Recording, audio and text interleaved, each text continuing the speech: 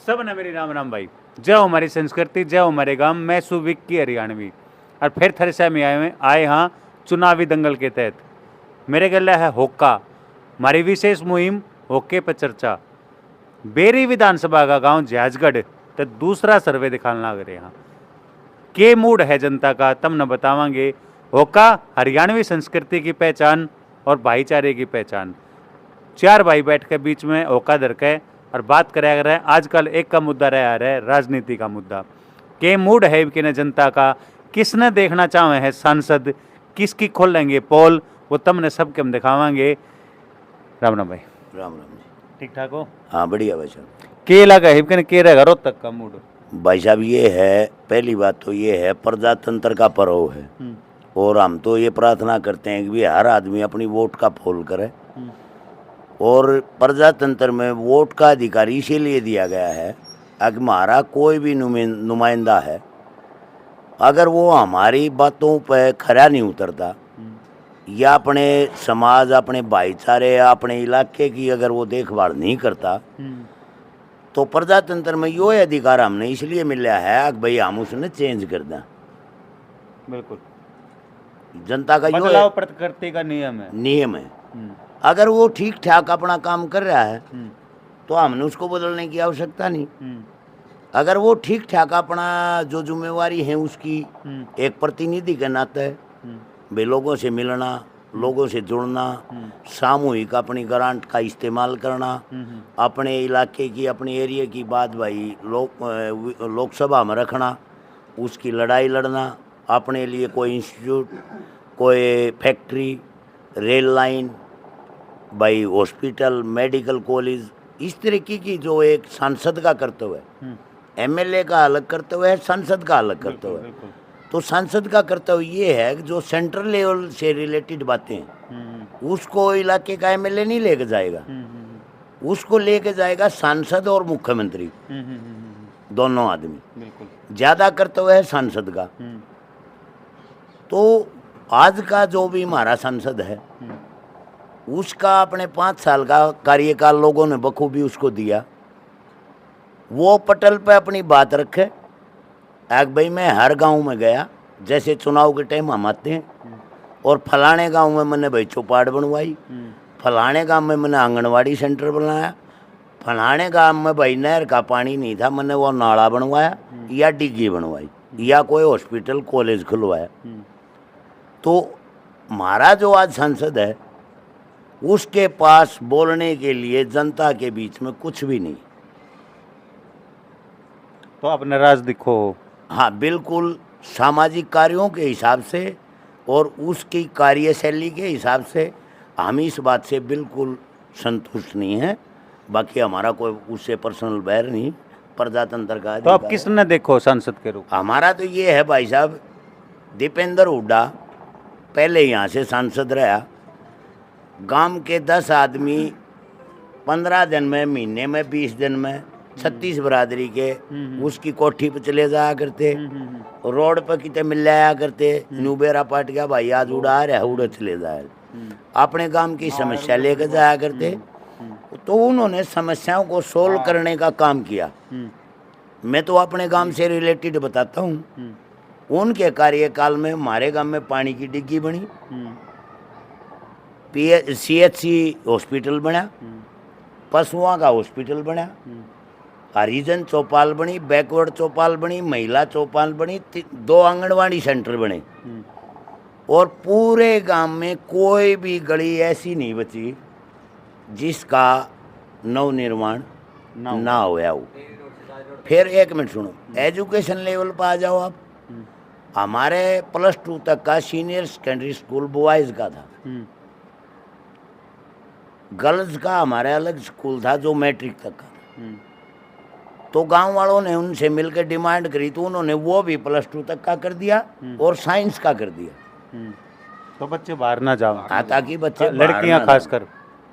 फिर उसके बाद अपने इस इलाके में एजुकेशन के लिए या तो सोनीपत था या रोहतक था या हमारा नेहरू कॉलेज था। नेहरू कॉलेज के भी हम स्टूडेंट्स रहे हैं, वहाँ भी सिर्फ ज्योग्राफी तक की ही मैटर था। MA हिंदी, और वो जो था स्नातकोत्तर का मामला उन्होंने ही नेहरू कॉलेज में ला कर रखा। उसके बाद भाई प्राइवेट आगे, भाई बीएड, आईटीआई और भाई अपने इंजीनियरिंग कॉलेज। भाई किसी ने सरकारी में एडमिशन ना लिया तो प्राइवेट के माध्यम से उसको एक साधन मिल गया आगे बढ़ने का। एजुकेशन का हमारा हब बना। लोगों यहाँ से निकल के गए आईएएस आईपीएस, गांव से निकलते हैं बच्चे।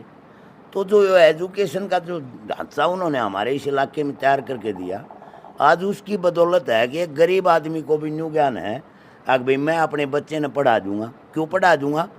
भाई मारोत गांव के अंदर अच्छा स्कूल है, मैं रोहतक या सोनीपत या देहरादून अपने बच्चे को रख नहीं सकता, हॉस्टल में नहीं रख सकता, मेरा सामर्थ्य नहीं है।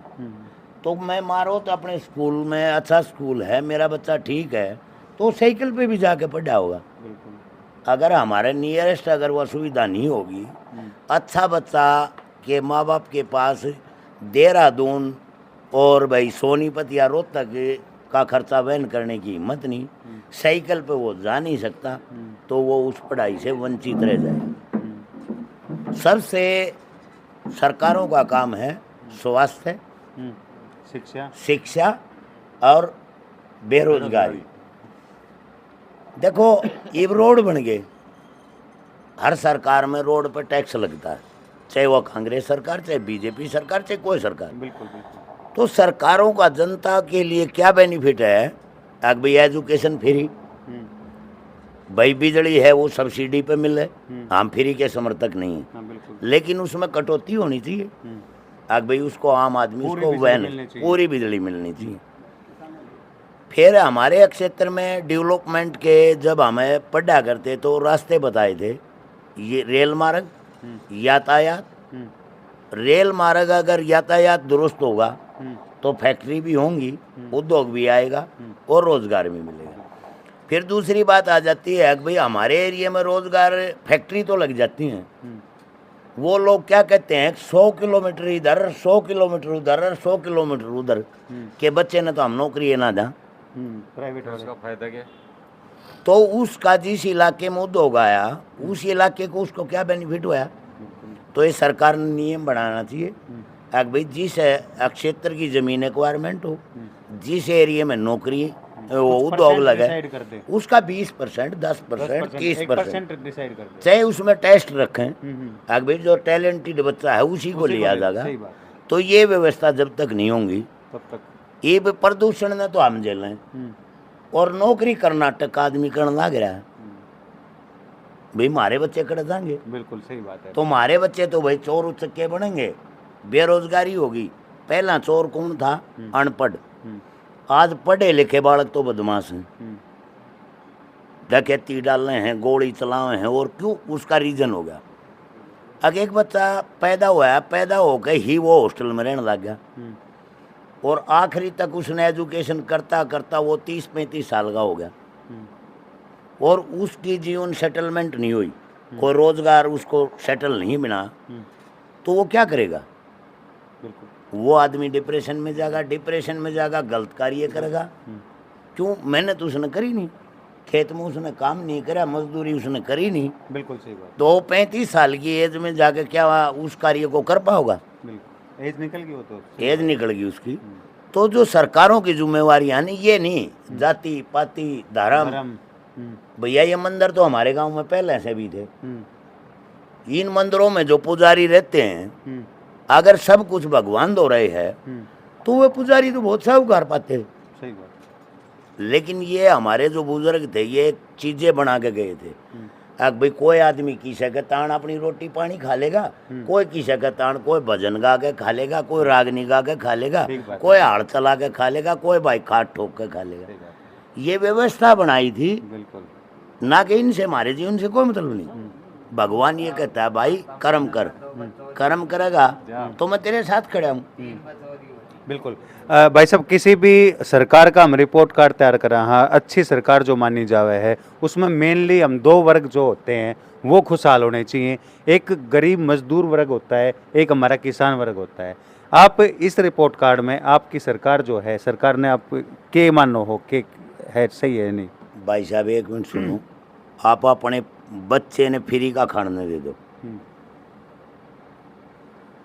लेकिन उसने बताया कि पढ़ने नहीं। खातर हम पैसे देवांगे और वो राह में चट पकौड़ी खा आ गया और हम उसने नहीं ध्यान करांगे तो पढ़ेगा थोड़ी। दूसरा पढ़ने की बात, भाई हमारा संविधान बना शुरू से, चाहे वो किसी का राज था, किसकी पार्टी थी, वो तो एक पार्टी होनी थी कोई ना कोई। उन्होंने संविधान में सिस्टम कराया, किसका कराया?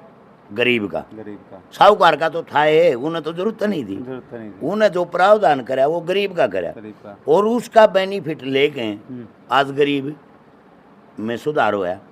भाई कोई मास्टर ला गया, कोई डीसी ला गया, कोई आईपीएस ला गया। और ये एक आरक्षण है ना, ये एक खतरनाक बीमारी है। बीमारी। इसका आरक्षण का मतलब क्या है? भाई मैं एससी हूँ और मैं आईएएस आईपीएस लाग गया उस आरक्षण की वजह से, लेकिन मैं आईएएस आईपीएस लाग गया तो मैंने तो आरक्षण की जरूरत नहीं, मेरी संतान को जरूरत नहीं। भी आरक्षण तो बना दिया, लेकिन उसमें न्यू तो देखो भाई कितने आदमी इसमें सक्षम होगा बाहर निकल के। अब सारे न्यू के न्यू पड़े हैं। अच्छा। जो पीछे तबके पे बैठा है, जिस दिन वो आईएएस लगा, वो जिस दिन जहाँ था, आज उस जगह पे और लोग भी तो बैठे हैं ना। बैठे हैं। लेकिन अगर वे उससे दूर नहीं हटेंगे तो वो निचले पायदान का आदमी को क्या बेनिफिट मिलेगा? बिल्कुल। ये बेनिफिट तो गरीब के लिए बना था ना, लेकिन गरीब को मिल नहीं रहा। आपको क्या लगता है यहाँ पे आपका काम कौन करवा सका है, कौन सांसद सही है? देखो भाई साहब, हमारा तो सांसद बना दीपेंद्र हुड्डा। अब की बार किस? पहले उसके फादर भी थे, लेकिन उसके फादर से ज्यादा काम उसने दीपेंद्र हुड्डा ने करा। तो अब की बार आपको लगता है दीपेंद्र बेटर है? हाँ, जिस हिसाब से अगर हमारा वोट का अधिकार है, अगर जो हमारे लिए ठीक है उसी को वोट दें। उसी को वोट दें, तो उसका अधिकार है दीपेंद्र हुड्डा का। अगर अरविंद शर्मा जी उससे बेटर करते तो अरविंद शर्मा जी का अधिकार था। बहुत बहुत धन्यवाद भाई, बहुत बहुत धन्यवाद। राम राम भाई जी, क्या लगता है आपको अब की बार क्या मूड है रोहतक का? मूड की तो जनता का तो बदल रही है जी। बदल रही है, क्या लगा है? ये बार दीपेंद्र आओगा। दीपेंद्र आओगा? क्यों आओगा दीपेंद्र? दीपेंद्र जैसे भाई ने काम- बहुत सारी चीजें बता दी। काम करे जी, काम कराया है। आपके काम के इतने काम गिनवा दिए भाई ने, बहुत गणे, सारे काम करे। सारे काम करे। बढ़िया। तो लगा है कि आपने दीपेंद्र। राम राम। तो ये मैं अनपढ़ बालक हूँ जी। हाँ। जो सरपंच ने बात कही है, हाँ। ये ठीक कही है। अच्छा, ये आपके सरपंच हैं? पुराने पुराने पूरा सरपंच सरपंच है। अच्छा अच्छा, तो सही मैं कही अनपढ़ है। आदमी हूँ। अच्छा, नहीं नहीं कोई बात नहीं, आपका भी वोट का अधिकार है। हाँ। राम राम ताऊ, ठीक ठाक है ना? तभी ठीक ठाक ना? ठीक है। के लगा है अब की बार किसकी? मैं हम तो सरकार? जी पंजर की जाऊंगा। दीपेंद्र की? क्यों हाँ। दीपेंद्र नहीं? 6,000 पेंशन करेगा। पिलहन की देखी जाओ और भी सही काम करे सी हो। अच्छा, सही काम करे। सही काम करे, सबका सही करे से, सही करे, ठीक है। किसी का वो नहीं करे गलत है। अच्छा, बहुत सबका बहुत धन्यवाद, सही बहुत बहुत धन्यवाद ताऊ। भाई साहब राम राम, ठीक ठाक हो? हाँ ठीक ठाक है। देखिए राम राम भाई, आपके चंदन है सभी देखने वाले सभी साथियों को जो है ना, मैं भी राम राम। हाँ। और भाई हमने तो जो है ना मन बना रखे थे। अब तो कांग्रेस सरकार आनी चाहिए, बदलाव होना चाहिए हरियाणा में भी। भाई साहब आप बदलाव की बात कर रहे हो, मन बनाने की बात कर रहे हो, आप तो बीजेपी के होया करते। हाँ, बीजेपी के 38 साल से मैं बीजेपी में था। हाँ। और जो इनकी सरकार आई 6-7 महीने के बाद मैं ले आया चेक। अच्छा। इन्होंने कार्यकर्ता की, किसी भी कार्यकर्ता की, मैं अपने कार्यकर्ता मेरी हल्के के जितने भी कार्यकर्ता हूँ तो सारे तो बात हो मेरी, कोई खुश नहीं हिंदते। अच्छा। और वह पड़े जो चुपचाप। अच्छा, जहाँ तक मेरा मतलब ये हो सके कि वो वोट नहीं देंगे बीजेपी। तो आपने कमल छोड़कर पंजाब अपना लिया? बिल्कुल पर अपना लिया हमने बंदा। तो आपने लगा है अब की बार दीपेंद्र सरकार? मेरी कोशिश ये आ रहा है कि मन पूरा दिखा था हल्के का, मैं दीपेंद्र बना ही बनेगा। बना कम से- कितने लीड दिवा रहे हो अपने बेरी हल्के थे? मैं कम से कम 1.5 या 2 लाख वोटों बेरी से- हल्के की बात कर रहा हूँ। बेरी हल्के से 50,000 50,000 से लीड है, लीड है। कोई फर्क ना पड़े जो 2-3 और कैंडिडेट हाँ, हैं। तो भाई वोट तो जो सर पड़ेंगे इधर उधर थोड़ी बहुत पड़ेंगी। और भाई जब वो हरावा की सरकार रोड़ा रब्दा करके तो मशीन नाम करके हराओ तो भाई दूसरी बात है ना। तो दीपेंद्र जीता बैठा है। जीता बैठा है, बहुत बहुत धन्यवाद। हाँ भाई, के लगा इनके ने? दीपेंद्र जिंदाबाद। दीपेंद्र जिंदाबाद। हाँ। बहुत बहुत धन्यवाद भाई। नमस्कार जी भाई साहब। नमस्कार जी। आपके पास ही आ जाता हूँ मैं। क्या लगा है आपने अब की बार क्या रहेगा? अब की बार भाई, पिछली बार भी दीपेंद्र जीतते न्यू लगा लो जीतते रहे थे है जी। कुछ राजनीतिक लेवल पर कुछ ऐसी घटनाएं घट जाए हैं, ये सारे आम आदमी ने बेरा है कि किस तरह आ रहे और किस क्यों आ रहे। लेकिन अब की बार दीपेंद्र अच्छी वोटों से कम 1.5-2 लाख से जीतेंगे। जीतेगा। हाँ जी। अपने अपने हल्के में हमारे गांव में विकास किया है जी, हमारे एरिया में पूरे हल्के में विकास वोट है। है? हमारे गांव में वोट है जी 3200 के आसपास। 32 हो गया। पोलिंग मेरे ख्याल से होती होंगी 2500। हाँ लगभग 2300 2400 2,500। 2,500 लगा लो। 2,500 में तो कितनी दीपेंद्र की? ढाई में से 80% जी। 80% दीपेंद्र की, मतलब 2,000 से ऊपर दीपेंद्र है। हाँ जी।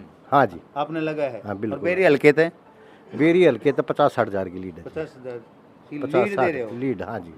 कोसलिया के लगे? कोसली में अच्छी लीड मिलेगी जी दीपेंद्र ने। अच्छा, ये हाँ, लीड लेके जाएंगे? बिल्कुल लेके जाएंगे जी। बहुत बहुत धन्यवाद भाई, बहुत बहुत। राम राम भाई साहब, ठीक ठाक हो? बढ़िया जी बढ़िया की लगा है के मूड है? भाई दीपेंद्र ने कोसड़ी ते भी बेरी ते भी बादली ते भी झज्जर ते भी सारे जितावांगे भाई। नो के नो हल्का में थे। नौ का नौ नहीं, झज्जर में ये 4 हल्का है, इन मात है दूसरी पार्टी वाला ने कति न्यू करांगा भाई चित्ते। अच्छा, पहले कभी दीपेंद्र जीत रहा था भाई। या तो एक प्रजातंत्र न रही, या तन्नाशाही ने हरा दियो, न तो दीपेंद्र तो ऐसा सिद्ध बालक से अपना 3 पहिया टेम्पो में बैठ के चलेगा, चाहे और कोई हो। आप राव साहब हो? हाँ जी राव साहब। तो कोसलिया के मूड? अच्छा दिन रात एक कर दूंगा भाई अच्छा, कोसली में आपने लगा अब की बार? पक्का पक्का। कति लो लाट की जो ये जो अभी जैसे आज जो है महंत बालकनाथ जी उतारे उन्होंने, उसमें तो आपने क्या लगा है? भाई साहब हमारा गांव का 15 से 20 बालक था, और एक आदमी से वो तो भाई आड़े खड़े कर दिया, उड़े खड़े पाओगे। दूसरा किसी ससुरा का काम नहीं करना, या गाड़ तो वैसे मैं गलत भी हूँ, बोलना नहीं चाहिए मैंने कहा। अब सब तो दूसरा का किसी को उसने मुद्दा नहीं, काम नहीं करे और के में नहीं। अरविंद शर्मा 5 साल में अच्छा काम करे तो आज यह नौबत नहीं आनी थी जो बालकनाथ राजस्थान से ठाकर ने जाजगढ़ में घेर दिया। उसकी तो देखना है तो उसका भाषण नहीं सुनना है। उसने तो एक ही बात कही, मैं वहाँ बाहर खड़ा था, बोले भाई साहब अंदर आ जाओ। मैं कहा मैं भाई बीजेपी कैंडिडेट को ना वर्कर, चाहे मेरा गांव में 36 कास्ट को कोई भी आ जाओ, कांग्रेस की वोट पड़ेगी तो मेरी पड़ेगी। और दीपेंद्र ने हमारा हल्का वेरी में इतना काम कर रखा है। देखो 6 पहाड़ी पर पिछड़ा इलाका था, ITI बढ़ाई के तो जाएगा था हसनगढ़ के रोहतक, सालावास में बढ़ाई, जगह जगह मतनेल में ITI बना दी। देख कितनी बड़ी बात पकड़ दी। और ये बेरी वाला रोड को इतना खड़ा था, ये हमारे तो भाई उड्डार की देन से, दीपेंद्र की देन से। और हमारे तो भैया मेड़ा का मैं मेडिकल ही सब वारे बना दियो। बेरी रोड तय दादरी रोड तय की फिर नहीं देखो 2 ट्रक काट लो, सारी दीपेंद्र की देन है। और एक बोर आ जाओ हमारे गांव में तीसरा जोटा बार देगा, सोना चिड़िया बना देगा जी। और भाई अरविंद शर्मा ने तो कोई काम कराया नहीं और ना करे। एक दिन उड़ा आया था वो तो भाई खा का 2 बर्फी और बंधवा पकड़ी। मंदिर तो भाई पहले भी था, मस्जिद तो पहले भी थी। ये जात की पात की और ये कास्ट की राजनीति गलत है। हिंदू मुस्लिम सिख ईसाई आपस में भाई भाई गरज हो जब तो ये उसने बैठा लिया, मुसलमान ने भी अरे कटती करेगा। यूपी में योगी आदित्यनाथ है, मुसलमान बन रहे भाई, इसके कने नहीं बन रहे हैं। हरियाणा में भी मुसलमान ने खातर जा रहे हैं। करनाल में वो हमारे डॉक्टर कबीर सिंह कहा कर तो धनखड़ था, इस तरह खट्टर था ही न, बोला ये प्लास्टिक की मुच्छे आड़ो। आज वो मुसलमान ने बैठ कर चाय पीने ला रहे हो, रोटी खाने ला रहे हो, नहीं खाता तो बता दो आप। इसमें कोई गलती हो तो भाई पत्रकार साहब तेरी जुत्ती मेरा सिर। ना ना बिल्कुल सही बात है, ये आपका वोट का अधिकार है। तो आपने वोट देंगा जितनी होगी ना जोड़ांगा भाई दीपेंद्र की, चाहे हमने अगले पाप करना पड़ा भाई, बीजेपी की वोट नहीं जान देंगे। बहुत बहुत धन्यवाद, बहुत बहुत धन्यवाद। तो भाई गांव झाजगढ़ बेरी हल्के का गांव काफ़ी उठक पटक करने में मशहूर है गांव। 36 बिरादरी रहे हैं वैसे इस गांव में, लेकिन अहिरवाल का थोड़ा सा दबदबा है। और भाई ने जैसा बताया कि कोसली में भी इनके ने जो है वो उलटफेर हो सके है। तो भाई जितनी भी रोहतक लोकसभा से जुड़े सर्वे हैं, हम तमने ग्राउंड रिपोर्ट दिखा वहाँ कति गामा में जाकर है। अब तुम एक काम जरूर कर दियो भाई, यदि कोई से गांव में तुमने बुलाने हाँ तो उस गांव का नाम कमेंट में लिख दियो, कोई सजेशन है वो कमेंट में लिख दिया करो। वीडियो ने घनी तो घनी शेयर कर दियो भाई, चैनल ने सब्सक्राइब कर दियो। सब ने मेरी राम राम भाई, सब ने मेरी राम राम।